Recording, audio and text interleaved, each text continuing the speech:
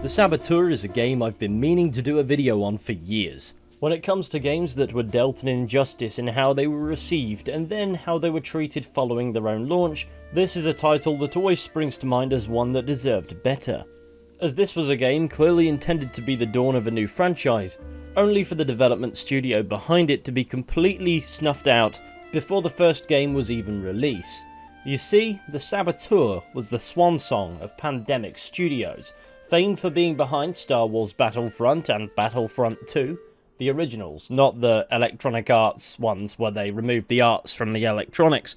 Pandemic's parent company would be acquired by EA in 2007, marking the beginning of the end for the developer.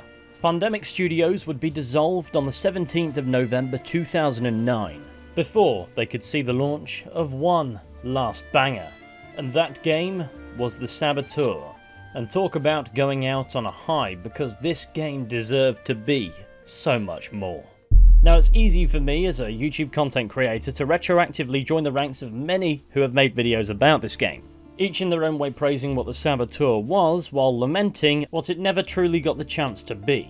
But I don't just passingly agree with the sentiment that Saboteur should be remembered as a masterpiece, I wholeheartedly agree. However, I only vaguely remember playing through it when I was much younger, when me, my brother and my father picked the game up from Game on a 3 pre-owned games for £10 deal that they did back in the day. I don't know if they still do it, I haven't been to a physical game shop in years. And I think if anything I more vividly recall eating my first pot noodle while playing the Saboteur than anything from the game itself outside of its core premise. And so I committed myself to a full playthrough to jog my memory.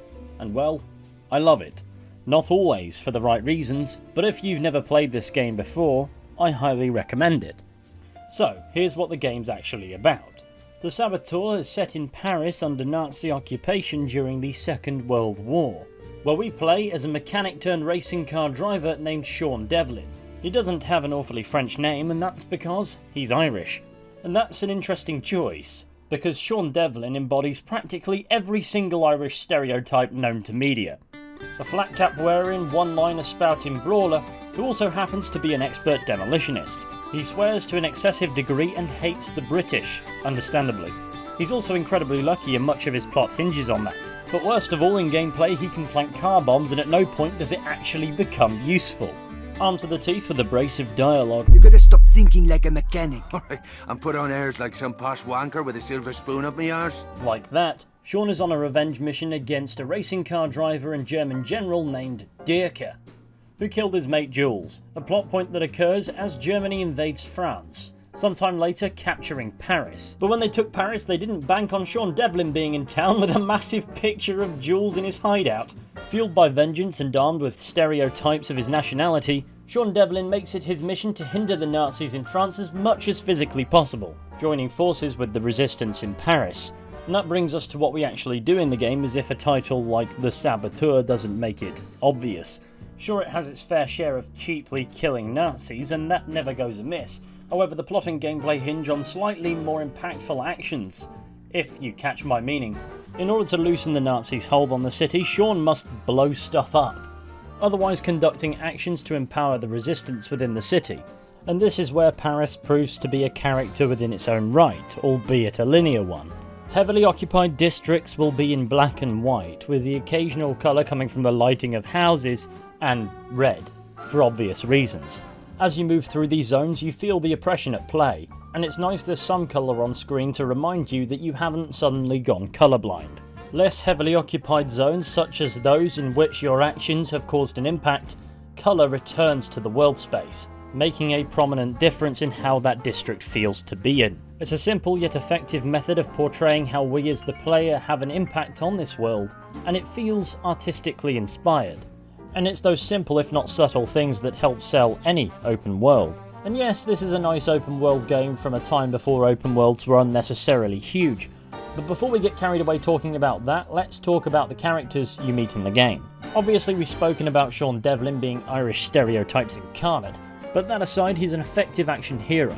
The kind you call upon to carry out impossible feats that should but don't result in his death. He's a reluctant hero to begin with, considering he's not French and this isn't his country, and how an Irishman wound up here is mostly saved for exposition to explain. Nonetheless, being the titular Saboteur, he is a force of nature, one that will stop at nothing to see the game's antagonist, Dierka, dead. However, his story becomes about so much more than just revenge, and of course we meet various allies along the way. Vittori, the Italian father figure, Veronique, the sister of Jules, and one of Sean's love interests, Skylar St. Clair, the other one who always has time to flirt even when you're being shot at. So much for awkward small talk. Drive the fucking car! Then there's Luke, the leader of the resistance in Paris, who in a way recruits Sean to the cause. There's also Santos, who runs the black market and definitely won't betray us later. And of course Bishop, a mysterious British intelligence fellow beneath whom Skylar is employed. And with these characters, the game follows a rather typical tit-for-tat dynamic. Sean aids these characters with what they need, and in return they help him find Dierka. On the antagonist front, Dierka is portrayed as an evil, ruthless Nazi who believes in the unhinged cause of a particular Austrian art school reject with a funny mustache. He's portrayed as being without compassion to the extent of cruelty, which for obvious reasons is the safe route. However, when it comes to the Saboteur, it's the correct one, as there aren't many actual supporting villain characters. There's Franziska, but she just sort of disappears, I guess. So Kurt Dierka is sort of standalone, but that's not quite how it works. You see, as a character, he's neither here nor there. He's good enough as a villain, but his purpose is to be a symbol. He represents the atrocities and the evil we know the Nazis for. He's a blonde-haired, blue-eyed sociopath whose entire characterization falls within the confines of the faction he represents, a faction seen throughout the game. As a character, he's not memorable really, nor is he hugely present, but his presence is felt in the Nazis found all over Paris, and though Sean's vendetta is against him in particular, he exercises it against the Nazis in general. So Dierka largely exists to give the narrative an actual end point, but beyond that, he's just an individual human form of the broader enemy. With that in mind, every time you do a little bit of sabotage, you're not just sticking it to a faction, but also Dierka personally, which allows you to feel more invested in Sean's story, perhaps even sometimes in absence of the legwork. Because though Sean's motivation is not to free Paris from German occupation, doing so harms Dierka. And as a result, the antagonist needs to spend less time being embedded, allowing the plot more time to incorporate the gameplay, an area where the Saboteur is great fun. To begin with, the game takes the form of a third-person shooter open-world game in which you can drive cars. Also known as a GTA clone, but I don't like using that term because it implies a game is derivative to the Grand Theft Auto series, when the truth is these are just things that are natural for the environment. Obviously, you can drive cars around Paris, and driving a car around Paris is fun to do in a game because it looks terrifying in real life. Anyway, the driving mechanics are quite arcadey and smooth. You can accelerate, you can brake, you can use your handbrake, which in the right scenario will allow you to turn a car easier at higher speeds. It feels responsive and perfectly playable, and of course, how any one car will handle depends on its size, weight and purpose really, so you've got to put some thought into which vehicle you're choosing for what. Vehicles don't visually take much damage before they catch fire and explode, so that's something to look out for. Also, whatever you do, don't try to run over the cows. They'll either explode into meat or send you flying. Something I really like about the driving in the Saboteur is the game doesn't encourage you to drive around at reckless speeds everywhere like you would in, say, Grand Theft Auto, and though there's nothing stopping you from doing that, you have to drive slowly at points, for instance, when passing through a checkpoint. And these are present throughout the map, separating the districts from one another. You could theoretically blast through, but you'll be unnecessarily chased, and that, if anything, will prolong the gameplay, which is not what you're driving fast to accomplish in the first place. Therefore, in a very soft way, the game is encouraging you to slow down and behave as if you're a part of this world, even if in between checkpoints you drive as if you have no awareness of your own mortality, contrary to how you'd hopefully behave when operating an actual car. Furthermore, these checkpoints soft lock you out of later game areas even though you can go there. The chances of you being detected and chased around Paris though are incredibly high if you tried. But if you wait until the plot point where you get the pass to go there, you can go there provided you pass through the checkpoints in a civil manner. And as a result, you won't be detected until you do something foolish. So the driving is good, and it works. It's nothing inherently special, but it's good. As for other means of traversal, Sean runs like he stole his flat cap from the coat hanger of a conservative club. And then of course there's the climbing, which is more akin to something you'd expect to see in an Assassin's Creed game versus something like this. And it gives you another layer to play around with both in traversing this world and approaching missions. But before you ask, yes, you can reach the summit of the Eiffel Tower, and if you know where to land, then you can descend rapidly. Son of a bitch! Clambering around Paris is great fun. It's not like a more intricate parkour system where it's hugely fluid, but it does achieve the purpose it was intended for, giving you more angles to approach objectives and explore the city. As for combat, well, the game eases you into it with hand-to-hand first. Luke instigates a fight with some random Nazis, and I didn't have time for this crap, so I just ran everybody over with my car. The next opportunity occurs in the flashback. I've no taste for German cuisine. Not yet, perhaps. But soon, the women of your country will learn to savor the taste of a purebred German bratwurst. Bastard! Even Dirk's got to understand that was a free one. Anyway, if you hold down the left trigger, you enter the brawl mode. X gives a strong punch, A gives a quick punch, and B delivers a kick. As for Y, well, that's grabbing people so you can throw them off buildings. It's hardly the best hand-to-hand combat system in the world, but it's simple and effective, and since most of your enemies have guns, in the instance of detection, you're going to resort to guns too. And the gunplay of the Saboteur is nothing short of excellent. Nice, light, easy to operate, and satisfying shooting mechanics that make for an absolute blast, forgive my pun. Enemy archetypes aren't bullet sponges, and challenge comes from positioning, and considering the more open format to approaching a lot of the missions in the game, that can often mark the difference between succeeding and failing miserably. There's a nice variety of weapons for differing purposes, and how you'd even tackle open conflict depends entirely on the enemy archetypes you encounter and the environments you find yourself in. But if combat isn't your preferred approach, you can always go the stealth route. Stealth takedowns make for easy satisfaction, and in this game you can also take up disguises, allowing you to wear an enemy's uniform provided you took them down stealthily, cleanly, and without being detected as a consequence. This gives you yet another layer to approaching your mission. That said, the method isn't foolproof, and getting too close to your enemy while disguised will result in detection. And that makes sense, as I have a feeling Sean Devlin isn't the kind of man to secretly speak German. How close enemies need to be to detect Sean depends entirely on your behaviour. The more natural you act, the smaller the circle. Do anything suspicious and the circle will widen. But though the game has stealth elements, they aren't always evergreen. There are moments where they're required, and there are moments where it's required you take a more confrontational approach. However, for the most part, the game doesn't really have a preference on how you conduct yourself and complete your objective, only that you do. It's largely up to the player what they do with the skills and tools at their disposal. And when it comes to performing a quick abscond-deedle, you can either escape traditionally by fleeing the detection circle as quickly as you can, or you can find a hiding spot like somebody's attic, because, as we all know, the Nazis never check the attic. When it comes to mission design, the Saboteur can suffer from repetition at times, and this is something a lot of games, particularly open world games, have to deal with, especially considering the sandbox structure in which you find a method that clearly works and then you apply it to everything until you meet resistance. The Saboteur employs a fairly straightforward, tried and tested method to keep players engaged. And that method is, of course, to deploy more linear set pieces, moments where it's very obvious what you need to do to progress, and everything around you is scripted so you get that high-octane action thrill.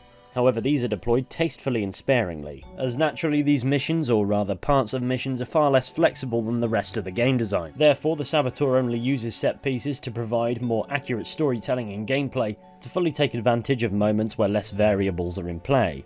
And these instances serve to break down the missions with a flatter structure, whilst also alleviating them of the burden of having to have more precision that in turn might contradict their purpose. And that's nothing unique to the Saboteur, before people confuse my point, but I do find this game has a nice blend, and it doesn't outstay its welcome either. The story length is not short, not long.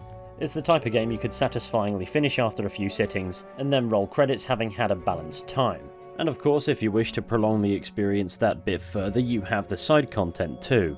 Side stories in which you aid characters old and new. They largely serve to provide more excuses to enjoy the gameplay. There's also sabotaging to be getting up to in the open world to further aid the liberation of Paris, and as a bit of easy content in a game that has driving, you can also participate in the racing. Honestly, I can respect and appreciate the Saboteur's map isn't absolutely covered in pointless objectives and side content like some other franchises might be, As a result, it doesn't take away from the story focus, and of course the main purpose of the game, which is blowing up cows. But seriously, I have a soft spot for concise feeling open world games, and the Saboteur certainly ticks that box. And I'm sure on some level I'm just not looking in the right place, but I feel as if these days games don't fall into this category as much as I would like. When it comes to the Saboteur, I feel as if talking about the game's elements individually don't really do it justice. Because if you ask me what made this game stand out to me, it's the fact that it's fairly competent in everything that it does, and that for the most part makes for smooth, satisfying gameplay. It's not going for ultra realism, nor is it striving to be the best in any one department. All the gameplay elements blend together well, and though individually there's nothing necessarily special about any one of them, they come together to give you an all-rounded, quality experience. It's a focused gaming experience in which the premise of being the Saboteur is never lost on the plot. Everything comes back to that core element one way or another. But perhaps my favourite thing about the Saboteur is the thing that's unique to it, and certainly a thing I wouldn't have minded seeing more of, and that is the art direction. The muted colouring and black and white aspects to occupied zones, combined with sombre ambient music and heavy rain, make for a truly excellent feeling world. It's also something unique that, dare I say, in other games would come across as obstructive rather than creative, but here it's artistically glorious. And as a side note, this game has a fantastic soundtrack to go with it, both original and licensed, that help sell the tone of the game further. This game's art direction from top to bottom is designed with spirit and the desire to set itself apart from other games that may be vaguely similar to it. The Saboteur's art style is like a cheat code for setting itself apart, because when I played the Saboteur I got the feeling this game was truly unique. Even though the gameplay wasn't necessarily giving us anything new within itself, it all came across in how the game presented itself to the player, in ways that if they weren't there you wouldn't necessarily miss, because their unique nature means you wouldn't think to add them yourself. Admittedly, without the art style, the Saboteur would be a slightly more forgettable game than it actually is, but thanks to it, in my opinion, it's entirely unforgettable. And the Saboteur doesn't even have to do anything hugely special to accomplish this. Jack of all trades gameplay, the odd CGI cutscene to show care for the storytelling, set pieces to provide action-packed moments blended simply with gameplay more open to the player's ideas. But the immersive art design embedding the player in the tone of the game is truly what sets it apart, as it shows you the impact you're having on this virtual world. And if that's something the Saboteur could accomplish from day one, could you imagine what a sequel could have been like? And that's a thing within itself. This game has probably one of the most sequel-bait endings ever, at least in a game that doesn't actually then go on to have a sequel. The Saboteur concludes its story perfectly fine, however Sean reopens the dialogue, and the last line of the game is this: I'm just getting started. And I think that represents the tragedy of the Saboteur quite well. If Pandemic wasn't dissolved, if the Saboteur did a bit better in sales, then this could have become one of the next big franchises of its day. Or at the very least maybe it would have gotten a sequel and even a third title. However, Pandemic would never get the chance to do this, being dissolved before the game that, first and foremost, is a proof of concept, was released. In retrospect, perhaps that's even helpful in making the Saboteur a more memorable experience, knowing full well that franchise nor a sequel is never coming, and the Saboteur is doomed to be a standalone title forever. With no sequel promising to blow it out of the water, you take this game as it is, the swan song of Pandemic Studios, that was just steaming with potential out of every single crack and crevice, potential that may now never see realization, but is nonetheless worthy of remarking. I know I would have loved to see what the Saboteur could bring to the table in a sequel, but I'm comfortable in the knowledge that it will never happen. But at least this title saw completion, at least it saw release. In fact, it's like £9 on Steam. If you've never played it, I highly recommend it, because frankly, it's a blast.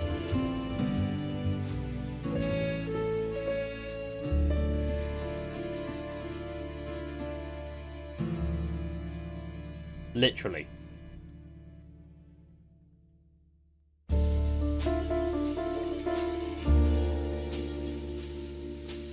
With that, we conclude today's video on the Saboteur. I'm not the first to sing this game's praises, and I'm 100% certain I won't be the last. this is an underrated gem of the past that I am baffled more people didn't play. That's not to say that playing this game is an exclusive club. I mean, I'm sure there are many who have, but what I mean is, the Saboteur is a fantastic experience that in 2009 for the most part appears to have flown under the radar. I'm sure it certainly didn't help that Pandemic was dissolved as to why this game never received a sequel that in my opinion it deserved the opportunity to have. But maybe you agree, maybe you don't. If you're watching this video and have never played the Saboteur and somehow by some miracle I've convinced you to go and play it, although that was my intent, I don't know why I'd be surprised if it worked, there are a few things worth noting. Firstly, on PC the game's a bit awkward. For instance, it may launch to a ridiculous resolution and aspect ratio, and there's no setting in the menu to change this. That setting is actually in the launcher, which depending on how you fire up the game, you can bypass altogether easier than you can find it. The best way to resolve that is to go into the game files and open the launcher from there. And that should save you the heartache I had when starting recording for this video. Aside from that, this game appears to have technical issues as unique as its art direction. But on the bug front, it's mostly just funny stuff that you can sort of get along with. Also, running over cows is satisfying because they explode into meat sacks, and that's a sentence I never thought I'd say. Anyway, I'm going to stop tail end rambling. Play the Saboteur. If you're anything like me, firstly, I'm sorry. Secondly, you'll enjoy it. Thank you all for watching this video. I really hope you enjoyed it. If you did, be sure to go ahead, leave a like, subscribe, share the channel with your friends and all that wonderful stuff. It would be massively appreciated. And of course, feel free to use the comment section to talk about the game or indeed call me a fool. And with any luck, I'll be seeing you all very soon with another video at some point. But until next time, please take care and goodbye.